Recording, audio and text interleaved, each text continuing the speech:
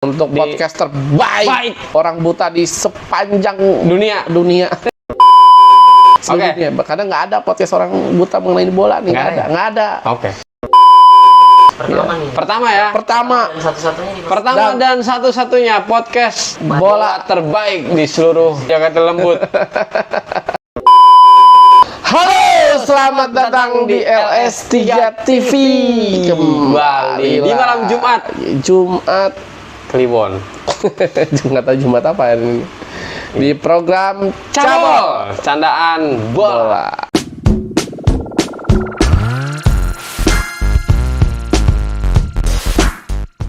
Jumat besok, hari Jumat tanggal 20. Masa 20 ya besok ya? Iya. Mau gajian ya. Tanggal 2. Bukannya kan tanggal 19 besok. Tanggal 20. 20 ya? Iya. Gua nggak pernah ngitung Ini tanggal. tag-nya tanggal 19. Oh iya. Oke. Tagnya tanggal 19. Gimana teman-teman? Sehat. Semoga sehat selalu buat kalian semua, para pecinta bola baik Indonesia dan luar negro. Terima kasih yang telah memberikan support dan Wih. apresiasi untuk ya. LS3 TV. Dalam Sumbangannya dalam bentuk apapun, doa juga nggak apa-apa. Doa, nonton ya. Nonton yang banyak. Ya, oke, Bang. Ini Bahas apa kita nih? mulai membahas nih. Kan timnas Inggris di Euro 2024 nih. Soalnya udah lolos, Bang. Tapi Lolos, lebay juga sih, Bang. Kenapa tuh? Iya, lolos aja sampai pesta sampai pagi. Ya nggak apa-apa. Harus gitu ya? Pesta mah kan dulu juga timnas Apa? Indonesia baru masuk final aja. AFF atau kemarin SEA Games, juara SEA Games. Oh. Juara SEA Games apa? Iya bener. Kan bukan pemainnya, Bang, itu mah. Itu pestanya ya siapapun itu kan, mau pemainnya mau ininya, itu ya pesta ya, silahkan aja bergembira, tidak jadi masalah gitu kan. Tapi sampai jam 6 pagi gitu itu. Ya nggak apa-apa, jam 6 pagi juga. Yang penting kan mereka nanti ketika di lapangan, ketika dibutuhkan lagi Harus oleh klubnya, bertanggung jawab, harus bertanggung jawab dengan karena kan pemain-pemain profesional kan, mereka seperti Jude Bellingham, kemudian Jack Grealish. Siapa lagi? Jack Grealish saya jelas-jelas kan hobinya mabok. Anjir. waktu treble winner pun kan juara champion, dia maboknya terus-terusan sampai sekarang kan jarang dimainin tuh sama Pep Guardiola tuh. Dia pasti jadi cadangan sekarang nih. Kalah kan?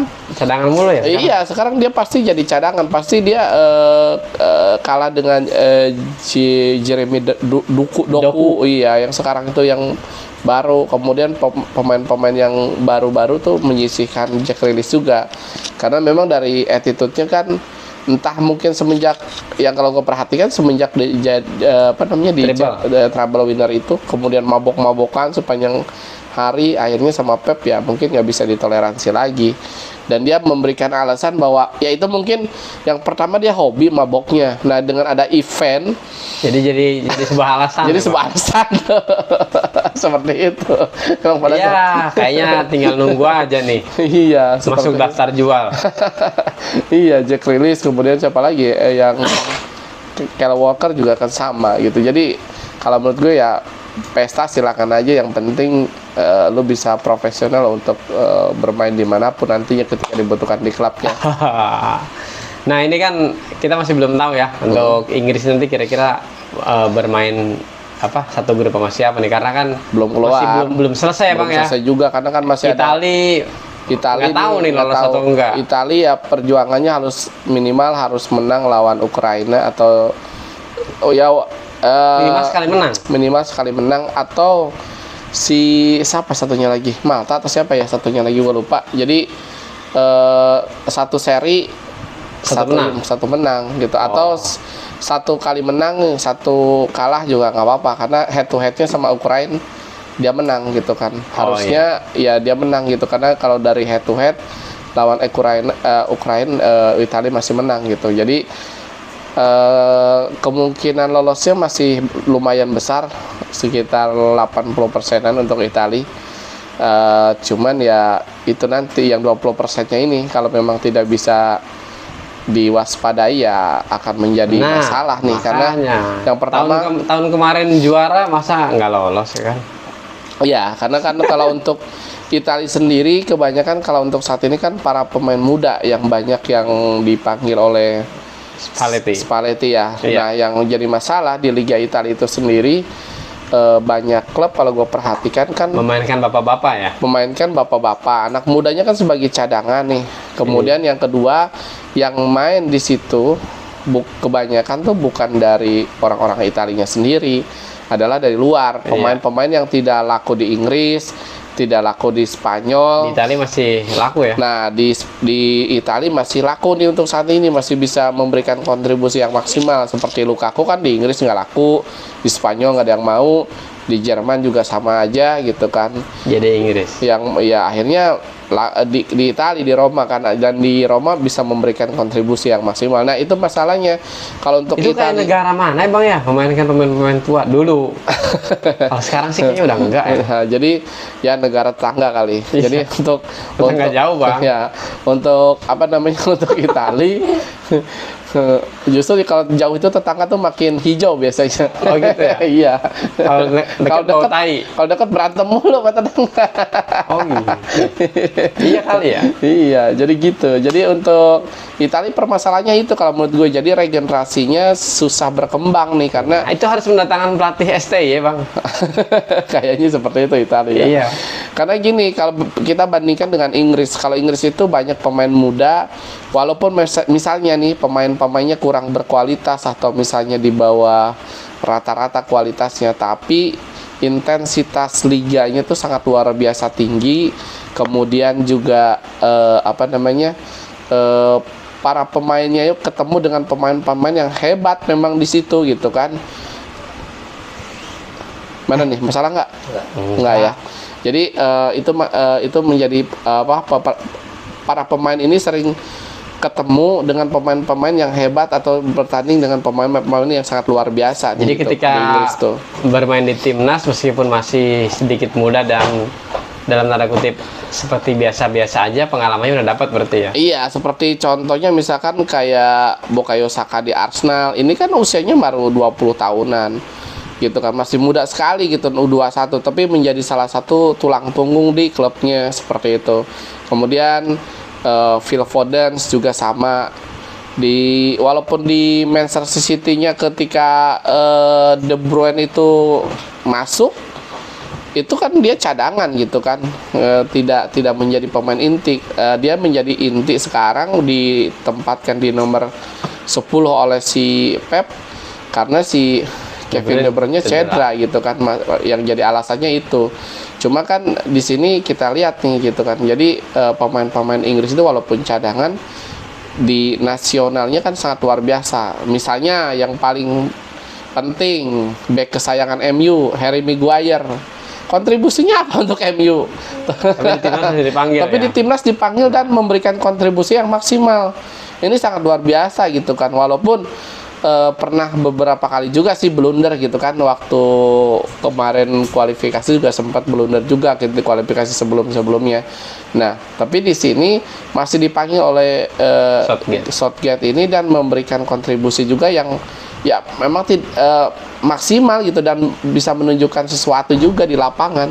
Yang menjadi masalah kan gitu, jadi intensitasnya, kemudian pemain-pemain yang memang pada dasarnya mungkin bagus ya, karena cuman terlalu banyak pemain bagus ya, jadi seperti lampu yang terang, kalau memang terlalu banyak lampu yang terang jadi nggak kurang begitu bersinar gitu kan. Iya. Jadi kalau ada yang redup sedikit ketahuan ya Bang ya. Nah betul, jadi kalau ada yang redup sedikit atau ada yang konslet, mungkin lampu yang sedikit, baru ya lampu itu bersinar seperti itu aja gitu, kayak gitu ya.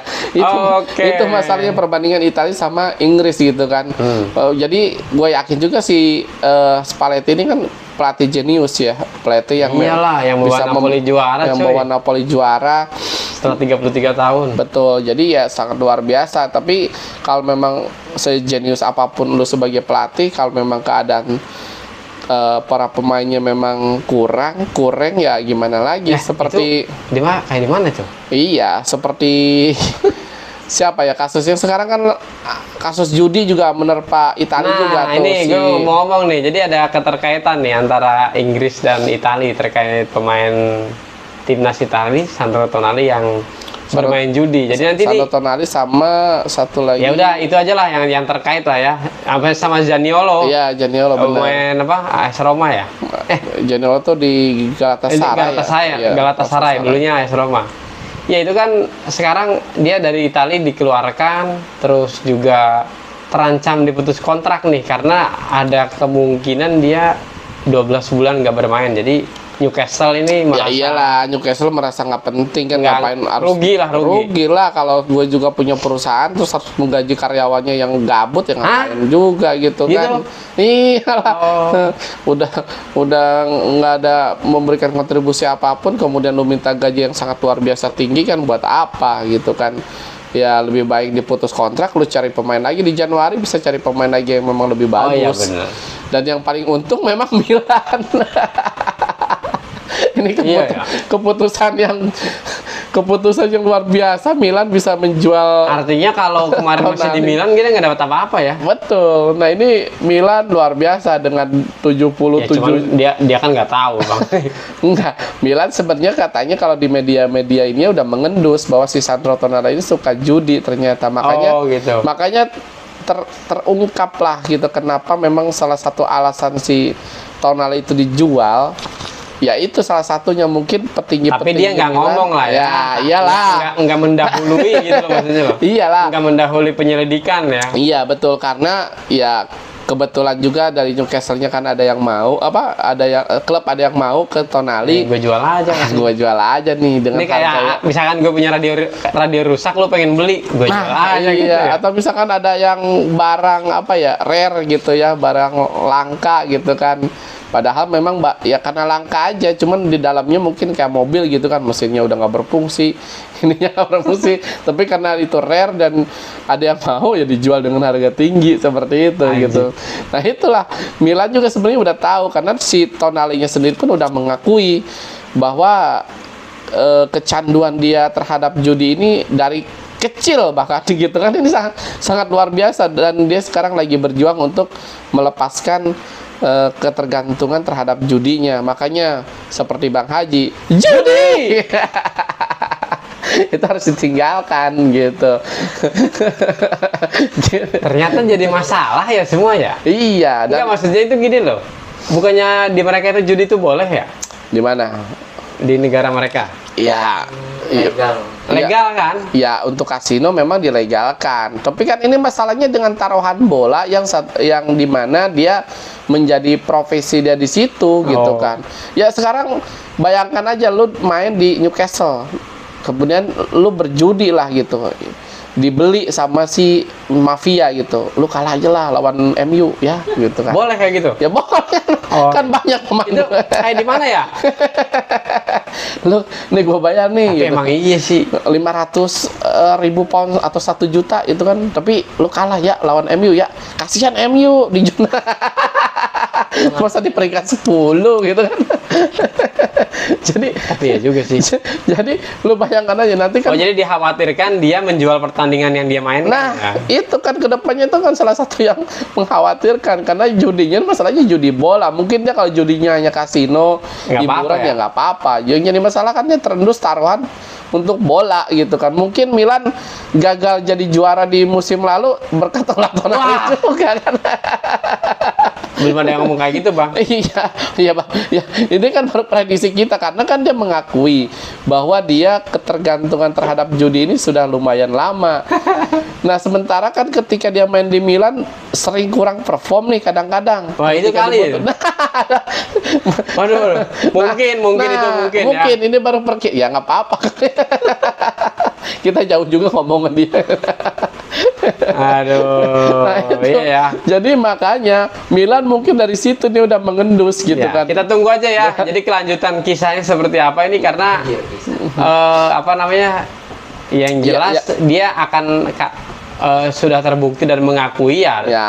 Tinggal proses vonis, hukumnya aja. Tinggal vonis, lu mau dihukum kayak gimana kalau dari klubnya kan otomatis dia pengen diputus. pengen putus kontrak Putus karena 12 bulan lumayan. Lumayan gitu kan. Itu Kalau 200.000 pound kali 12 sudah berapa? iya 2.400.000 pound sterling. Lu rupiahin aja tuh berapa? Jadi luar biasa Ya, gitu belum kan. fasilitas-fasilitas lain ya. Betul, Oke lah. fasilitas dan Itu lain-lain. untuk Sandro Tonali. Nah, ini kita akan bergeser ke Spanyol, ke pemain Inggris juga nih, Bang. Nah, yang bermain di Getafe. Untuk Mason Greenwood ini kayaknya udah mulai enjoy bermain nih, Bang ya. Ya, Dan ini beberapa klub sudah mulai menawar juga. Betul. Tapi yang gue heran, MU murah banget ya ngasih harganya ya. iya, mungkin untuk awal sih gua rasa sih. Ngebit awal. Ngebit awal sih. Nanti MU kan mematok harga 25 juta. 25 juta kan itu Ya, sekelas. Sekelas Dia Mason murah Greenwood. banget lah. Iya. Apapun kasusnya ya. Iya betul. Dulu kan memang dia pemain yang sangat luar biasa mahal, bahkan sampai 100 juta pernah tuh mencapai angka seperti itu ketika Mason Greenwood ketika di peak performance-nya bersama MU. Nah, untuk saat ini mungkin MU yang pertama realistisnya karena si Mason Greenwood ini ya namanya juga jejak digital gitu kan di Eropa ini sangat luar biasa ngenanya gitu kan. Jadi setidaknya mungkin kalaupun lu keluar masih ada value-nya gitu kali ya. Iya. Kalau terpaksanya harus keluar gitu. Iya, value masih ada. Kemudian kalau misalnya ya memang dari skill dan lain-lain kan udah biasa normal kan, udah bisa kelihatan lagi. Tinggal kan. dampak dari masyarakatnya aja. Dampak dari masyarakat mungkin dari pengucilan dari masyarakat Eropanya terhadap kasus menimpa Greenwood ini. Karena ketika Ronaldo awal-awal ke MU pun itu sempat ada balon udara kalau tidak salah yang terbang di atas Old Trafford dan mengecam kedatangan Ronaldo ketika itu karena kan Ronaldo pernah kena kasus pemerkosaan di Amerika tuh. Oh iya. Seperti itu. Jadi Yang tahun 2000 berapa? 2009 atau iya berapa? ketika tuh? ia main di Juve lah pokoknya. Main di Juve ya? Iya, ketika main di Juve dan waktu itu si Juve lagi uji coba lagi. Iya benar, lagi di Amerika kalau nggak salah tur atau apa gitu. Nah, Ronaldo kan diadukan seperti atau ya gue lupa lah pokoknya Ronaldo lagi liburan lah. Iya benar-benar. Seperti itu. Iya. Jadi itu menjadi salah satu case yang sangat luar biasa kalau untuk di Eropa. Kemudian si Anthony juga sama. Jadi mungkin kalau dari skill dan lain-lain mungkin mereka tidak akan hilang gitu karena ini udah bawaan alami kalau sebagai pemain sepak bola yang profesional. Cuma kan yang pertama dari mental, kemudian dari bagaimana orang luar, orang yang istilahnya orang yang apa ya menghargai sepak bola atau itu sedikit. Mungkin kalau di kita itu gampang banget lupanya gitu kan. Iyalah. Iya, kalau di Eropa kan enggak gitu kan. Kalau di kita mungkin di Indonesia ini kan banyak nih case-case yang Kalau di kita mah udah lupa. udah lupa gitu kan. Bahkan dulu ada yang pedofil apa hampir kalau nggak di demo sama ini hampir masuk TV lagi gitu kan. Yang mana, Bang? Ya ada deh dulu. Yang case itu. Jadi hampir masuk TV lagi gitu sebelum di demo gitu dan sehingga namanya tenggelam. Nah di Eropa itu tidak bisa karena jejak digitalnya kan masih ada gitu. Walaupun memang si Mason Greenwood ini sudah bebas secara hukum, tapi ya tetap aja mereka orang Eropa ini kan menganggap si Mason Greenwood itu adalah pemain yang sangat luar biasa, banyak duit gitu kan. Tidak menutup kemungkinan mungkin seperti kita aja mengira bahwa ya bisa disogok lah hakimnya. Oh iya. Sekarang coba lu perhatikan dari semua pemain-pemain sepak bola yang kena case masalah pemerkosaan atau apapun itu, KDRT dan lain-lain, nggak ada ini penjara, hanya Alves. Dani Alves yang sekarang itu juga posisinya udah nggak banyak duit kali. Iya, mungkin yang kedua Dani Alves ini hukumnya kan ini belum vonis ya, tapi udah dihukum gitu kan. Udah di penjara. Udah di penjara. Nah, kalau Ya kan itu nunggu, Bang. Nah, itu masalahnya kan. Nah, kalau Greenwood ini kan dia di penjara tapi maksudnya udah bebas kan sekarang gitu kan, udah bebas secara hukum. Tapi ya itu kembali lagi jejak digitalnya Tetap kan masyarakatnya yang menilai, yang belum bisa menerima. Kemudian Kyle Walker juga sama kan seperti ini juga. Terus siapa lagi backnya Manchit Benjamin Mendy. Benjamin Mendy juga sama, itu bebas. Padahal dia lebih parah dibandingkan Mason Greenwood. Kalau case-nya memperkosa perempuannya itu sampai 14 apa gitu kan. Sangat luar biasa, banyak banget gitu kalau dari kasusnya. Tapi akhirnya pindah dia ya.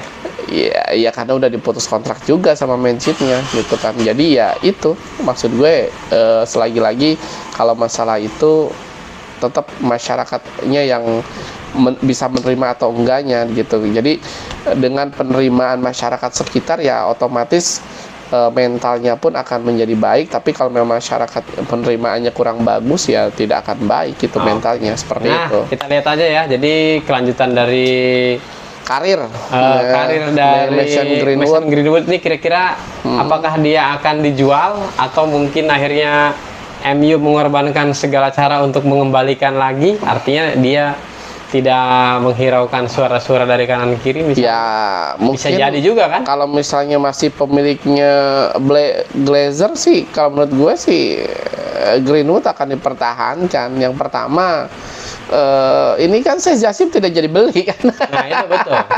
Tidak jadi beli MU, udah mundur. Dia sekarang mengincar kalau tidak salah ya klub Inggris lainnya. Klub Inggris yaitu lupa gue, jadi klub apa ya diincar. Oh ini Tottenham. Sempat kan Inter Milan kan. Ya Inter mah hanya baru di sebatas rumor. Tapi yang memang yang memang benar-benar keinginan dari si Sheikh Jassim itu lagi mengincar si Tottenham sini nih gitu. Wah. Dan luar biasa nih kalau misalkan Tottenham sini menjadi tim yang memang jadi dibeli. Dan gue rasa si Daniel Levy pun sebagai pemilik juga nggak terlalu kayak Glazer banget. Gue rasa kalau dia tahu duit ininya berapa langsung dijual. Gue rasa Tottenham misalkan berapa value-nya tinggal dijual, tambahin 1 M atau berapa, itu gue yakin sih dibeli sih, dijual sih gitu kan. Beda dengan Glazer kan, sebenarnya Glazer itu kan di Glazer itu intinya kalau menurut gue dia mau jual tapi nggak semua. Ya itu doang kan masalahnya. Yang kan? jadi masalah kan bukan masalah berapa nominalnya. Betul. Nominalnya kan udah disepakati sebenarnya, maksudnya udah setuju gitu. Ya sekarang kan jadinya jatuh ke tangan si Redcliffe kan, jadi yang jadi masalah kita kan tunggu begitu aja kan. Dia cuma 25%. Iya 25%. Ya kita lihat aja dengan 25% tersebut dia bisa si apa, Redcliffe bisa apa gitu. Hanya mungkin ditempatkan di, kalau tidak salah di bidang olahraga, pengembangan stadion dan lain-lain gitu kan. Ya mungkin dengan si Redcliffe masuk ke situ dengan 25%-nya bisa memperbaiki Old Trafford yang kata Ronaldo fasilitasnya ketika dia datang sampai dia datang lagi itu masih sama. Belum ada perubahan apapun. Yang mungkin dengan Redcliffe di situ ya fasilitas Old Trafford ya. Tapi emang bener ya, Glazer ngeruk duitnya doang. Luar biasa, itu lintah darat yang sangat luar biasa kalau menurut gua si Glazer ini untuk MU. Karena ya ini dua orangnya sih, yang dua orang saudara Glazer ini yang tidak mau ngelepas sahamnya MU ini kan. Kalau yang lainnya kan memang waktu itu udah sepakat juga bahwa ini MU harus dilepas. Bahkan si Sheikh Jassim pun ini 6,5 M gitu kan udah disiapkan sama dia di apa namanya, di atas permintaan si Glazer itu sendiri. Glazer tuh minta cuma 6 kan, sama si Sheikh Jassim itu dilebihin. 6,5 itu intinya sih kalau menurut gue dia nggak mau jual 100% itu sih. Betul, dia kalau masih mungkin mau 50% kayaknya masih dapat. Iya, cuman yang jadi masalah ya MU nggak ada lagi yang mau beli kalau begitu ya, sampai kapanpun. Susah lah. Susah dalam artian kalau lu ngasih penawaran terlalu tinggi juga repot. Karena dengan keadaan lu saat ini gitu, dengan prestasi yang terus menurun gitu kan. Betul. Jadi ya value-nya apa? Ya gitu. Seperti yang disampaikan oleh si Rangnick ketika menangani MU dulu sebagai pelatih interim, bahwa MU itu harus, kalau manusia itu harus bedah jantung, harus operasi jantung gitu. Jadi jantungnya ini siapa sih? Glazernya kalau memang nggak out, nggak pergi, ya susah. Karena kebijakannya kan di situ semua. Kebijakannya di situ. Yang bukan kebijakan ininya ya, kalau gue perhatikan si Glazer. Kalau dari duit mungkin masih ngasih. Lo perhatiin Casemiro 70 juta.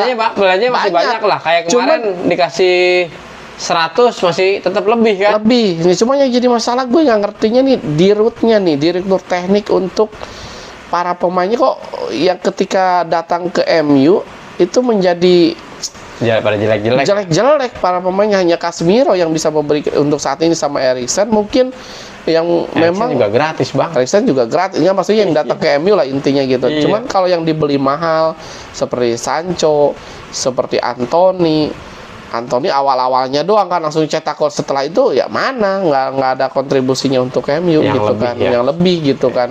Ya itu jadi kurang gitu. Ini yang jadi masalahnya apa nih? Bahkan sampai sekarang pihaknya MU di rootnya MU ini membuat apa tuh namanya operasi ya, maksudnya untuk menyelidiki tanpa pemain-pemain MU 11 pemain itu pada cedera semua. Itu kan ada yang salah nih, apakah dari segi latihannya atau dari segi gaya hidupnya. Bayangin aja dari 11 pemain inti itu cedera semua gitu kan, seperti Kayaknya masuk itu gaya hidup. nah gitu. iya itu lagi diselidiki istilahnya sama Iyalah, sebagai klub rugi lah. Gue beli lu mahal, gaji lu mahal, tapi bahasanya mungkin kalau emang iya adalah gaya hidup permasalahannya, lu tidak menjaga kesehatan lu sebaik mungkin kan nah gitu. itu maksud gue. Sedangkan pas cedera kan gajinya tetap dibayar dong. Ya iya, kalau cedera tetap dibayar atau pura-pura aja cederanya atau gimana kan? Enggak sih kalau pura-pura, mungkin cedera beneran, cuman penyebabnya kira-kira atau apa? bisa kong kali kong, nanti ketika main lu tackle gue ya patah gitu nggak apa-apa, tapi jangan patah banget gitu. Udah mulai ngaco ya. Oke teman-teman ya, itu untuk prediksi atau obrolan kita nih. Jadi kita tunggu aja pemain-pemain yang tadi kita obrolin dan negara-negara khususnya Inggris dan Italia yang tadi kita bahas, karena biar kata bagaimana Inggris Adalah final yang tahun kemarin ya Inggris adalah Inggris lah. Mainnya tetap begitu, gua rasa harus ganti pelatih Pep Guardiola kayaknya ya. Iya, Setelah Gareth Southgate nanti katanya sih apapun hasil timnas Inggris di 2024 itu di Euro itu pelatihnya akan ganti. harusnya sih ganti memang kan Ganti dari lah, Southgate kan udah lama. Seingat gue sih Piala Dunia 2018. Nah, Tapi sebelum itu tahun berapa gue agak lupa. sama dengan Sinteyong ya. Hah? 2018 Enggak lah, kan. 2020 dia. Oh, udah 2020. Berarti sampai 25 nih ganti. Oh, sampai masuk Piala Dunia sih. Ya sampai masuk Piala Dunia mah harus jadi tuan rumah dulu timnasnya. Ya enggak, sampai lolos, sampai kan itu kan sampai Juni, Bang. Iya. Juni Iya. 2024 kan kualifikasi yang zona Asianya. Iya betul. Jadi gua rasa sih ada kemungkinan lah. Karena Iya. tadi gue baca Irak dulu, habis itu Filipina, habis itu Vietnam 2 kali. Nah, itu semuanya 2 kali kan? bukan, maksudnya tuh Vietnam itu berbarengan di matchday yang bulan Maret. Oh, iya. Nah, habis itu Irak di sini sama Filipina di sana. Gua rasa sih harusnya bisa harusnya sih. dapet lah. Ya, Asumsi di Irak kita dapat 1 poin. betul. Vietnam buruk-buruknya dapat 4 poin. Betul. Filipina Harusnya menang 6 poin. 6 poin. Harusnya lolos ya. berapa tuh? Ya 4 6. 5 tambah 6 11. Nah, 11 poin. 11 poin. Tinggal Irak satunya nih, dapat berapa? 3 atau 1? Atau gitu. atau Vietnamnya gitu kan. Vietnamnya. Apa? Ya Vietnamnya gimana nih lawan Iraknya? Kalau lawan Iraknya dia menang dua-duanya Vietnam lawan Irak? Iya. Enggak lah. Ya kan tidak Ya enggak, nih kan gue maunya enggak. tidak menutup kemungkinan. Iya, gitu jadi kan. kalau menurut gue sih di Irak dapat 1 poin, lawan Vietnam kita dapat 4 poin, terserah ya. Ya mudah-mudahan nanti walaupun misalnya nggak lolos di 2026 ini, sekarang Bapak Presiden lagi pergi ke Arab sama Lagi bidding. Menpora Bidding lagi bidding 2034. 2034 betul. Kalau lawannya Arab Saudi sih kayaknya kalah. Enggak, bukan masalah lawan. Jadi dia menjadi co-hostnya gitu kan. Co-host ini adalah nanti Oh, jadi bisa berapa berdua. negara gitu ya? Iya, kan sekarang juga berapa negara, cuy. 2026 ini Oh, jadi pokoknya mau berapa negara kita termasuk gitu. iya, karena kan untuk 2034 ini adalah jatahnya Asia mau tidak mau. Jatah Asia itu ya harusnya memang Arab Saudi, kemudian ya ini Kayak dulu sama Korsel sama Jepang betul, gitu-gitu ya. makanya Indonesia lagi Lobby-lobby. nih yang negara mana yang bisa diajak bidding nih, apakah dengan Arab Saudi, apakah dengan Malaysia, Australia, Ya. atau tidak menutup kemungkinan dari 3. Kalau menurut gue sih harusnya Masuk akal tuh masuk kalau akal malah. Australia, Malaysia sama Iya, Indonesia. karena jarak waktunya nggak terlalu beda ya. Tapi kalau dengan Arab Saudi beda 8 jam, cuy. Terlalu jauh kalau menurut gue. Terus co-hostnya kalau gitu siapa? Arab Saudi nggak dapat dong kalau kayak gitu. Ya enggak, Mas. Iya enggak. Maksudnya kalau memang ini harusnya kita bersatu nih dengan negara-negara tetangga. Cuman yang jadi masalah Malaysianya nggak mau gitu kan. Harusnya kalau Malaysianya mau tuh deal kita ajukan ke sana sama Australia minimal mau, oke sih nggak jadi masalah gitu kan. Malaysia nggak mau kenapa? Nggak punya uang. Iya, nggak tahu lah. Mungkin bukan prioritas dia, bukan nggak punya uang kan, gitu Oh, kan. iya. Kita lihat aja nanti ke depannya. Katanya ngapain mau masih lama? Gue nggak menikmati juga katanya. Betul. Oke ya, terima kasih buat teman-teman yang sudah nonton LS3 TV. Kita masih tetap tunggu supportnya. Jangan lupa subscribe, like, bagikan ke teman-teman kalian. Siap. Jangan lelah-lelah mendukung LS3 TV. Dan kita selalu mendoakan buat teman-teman semua semoga sehat selalu. Selalu Ya Bang ya. untuk Di podcast terbaik Baik. orang buta di sepanjang dunia. sepanjang dunia jadinya. Seluruh Bang. Seluruh, iya benar, seluruh. Seluruh Oke. dunia. Kadang nggak ada podcast orang buta mengenai bola nih, nggak ada. Oke. Pertama nih. Pertama ya. Pertama, Dan satu-satunya di Pertama dan satu-satunya podcast bola terbaik. bola terbaik di seluruh jagat raya. Di jagat lembut. Oke teman-teman, Ya. apapun yang terjadi dalam kerjaan kalian jangan lupa untuk selalu Tetap bersyukur.